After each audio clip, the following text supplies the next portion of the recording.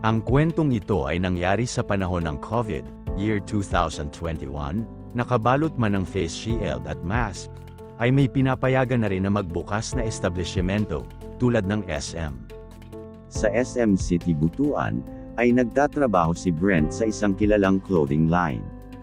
Wala naman siyang problema sa trabaho, maliban na lang kapag closing ang schedule niya.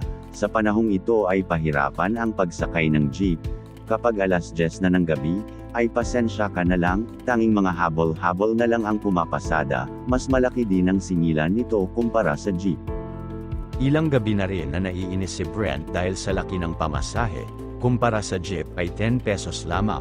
Subalit kapag habol-habol ay nasa 100 pesos na. Maganda ang tindig ni Brent, 22 anyos, 5'10 ang height, maputi, gwapo at malaman ang katawan.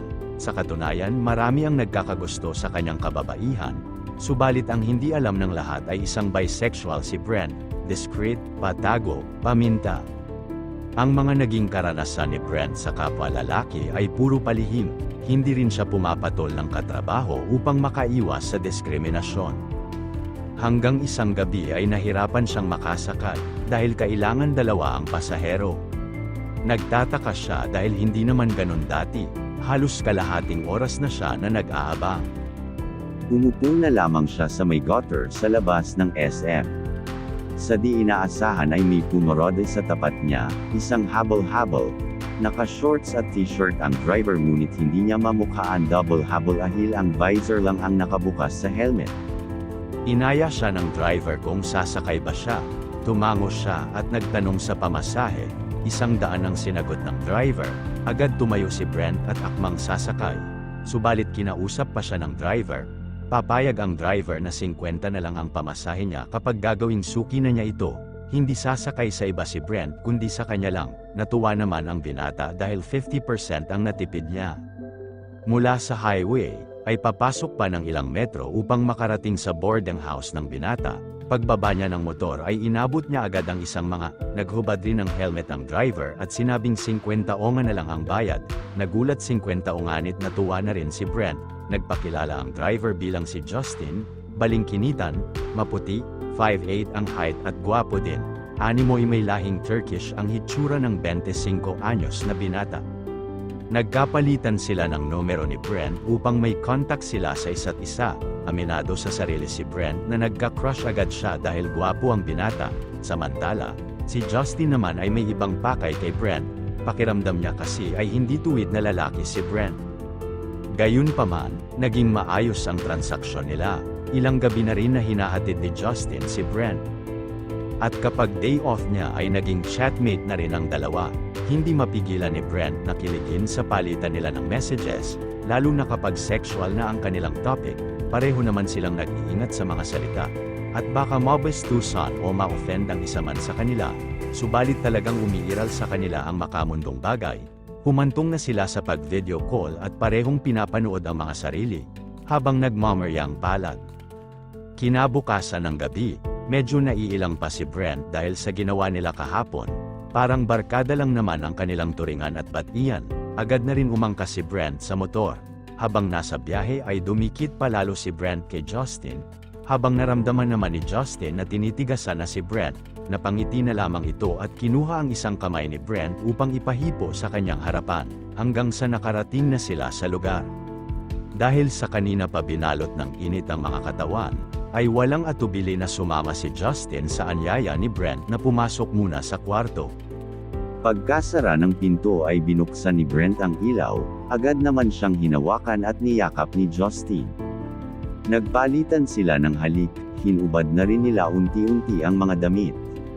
Unang naghubad ng t-shirt si Justin, payat man ngunit nagtitigasan naman ang abs nito.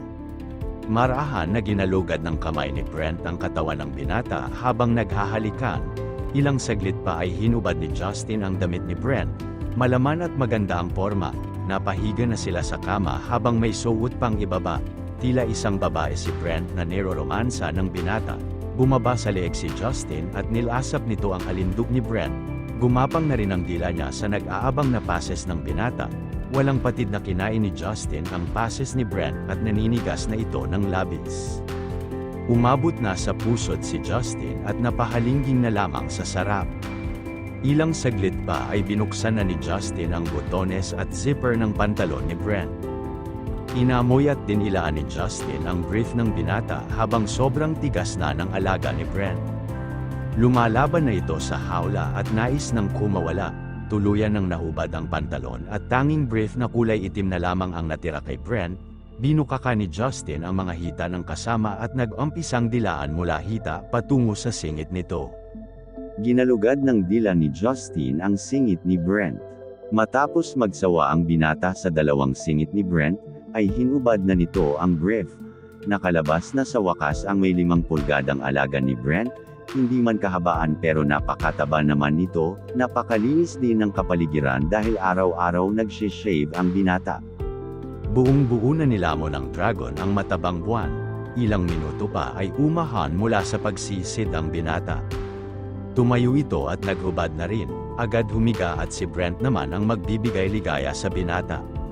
Pumaibabaw na si Brent habang nilamutak ng halik si Justin, ginantihan rin ni Brent ang ginawa ni Justin. Ultimo kilikili nito ay walang patid na nilalasap. Binasa ng laway ni Brent ang makakapal na buhok sa kili-kili ng binata. At pagkatapos ay gumapang pababa sabay kagat sa mga pases ni Justin, napangiwi sa sarap at sakit ang binata. Ang pusod nito na may kaunting buhok ay hindi rin pinatawad ni Brent. Pababa ng pababa hanggang nasalubong na ni Brent ang makapal na kagubatan. Ang payat at nakakurbada pababa, ngunit mahabang alaga ni Justin ay labis na nagpapahirap sa lalamunan ng binata. Nais kasi ni Justin na kainin ng buo ito. Nasa mahigit 6 na pulgada yon.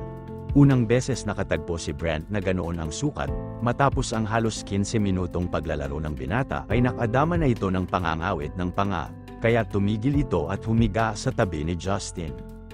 Nagkangitian ang dalawa, muling pumaibabaw si Brent ngunit nakabaliktad na ito. Walang habas na nilaro ni Brent ang alaga ni Justin habang inararo naman ni Justin ang butas sa likuran ni Brent. Ilang saglit pa ay nag-iba ng posisyon ang dalawa, nais na ni Justin na matikman ang preskong katas ng kasama. Kaya pinatihayan niya ito at maiging tinatrabaho upang ang bukal ng buhay ay makuha na niya. Habang taas-baba ang ulo ni Justin, ay labas-pasok naman sa butas ni Brent ang dalawang daliri ni Justin. Masakit ito ngunit hinayaan na lamang ng binata. Ilang minuto pa ay pigil na sa pag-ungol si Brent at tuluyang naibigay niya sa kasama ang kanyang mamahaling katas. Tila isang gutom na tuta si Justin sa pagsipsip nito. Nang lumalambot na ang alaga ni Brent, ay patuloy pa rin sa paggalugad ng kagubatan si Justin. Muli niyang binuhusan ng laway ang namumulang butas ng binata. Sa pamamagitan ng dalawang daliri, ay tila inihanda ni Justin si Brent sa gagawin nitong pagpasok sa kanyang kuweba. Nagsabi si Brent na ayaw niyang magpapasok subalit nagpumilit si Justin. Hanggang sa pamatong na ang binata kay Brent at pilit ipinasok ang dragon sa kuweba.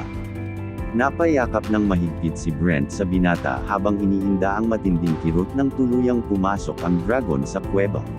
Sa unang pagkakataon ay naranasan na ni Brent ang pait at kirot sa pagniniig. Habang si Justin naman ay tila nababaliw na sa ligayang nadama. Walang nagawa si Brent sa lakas ng binata kundi ipaubaya ang sarili.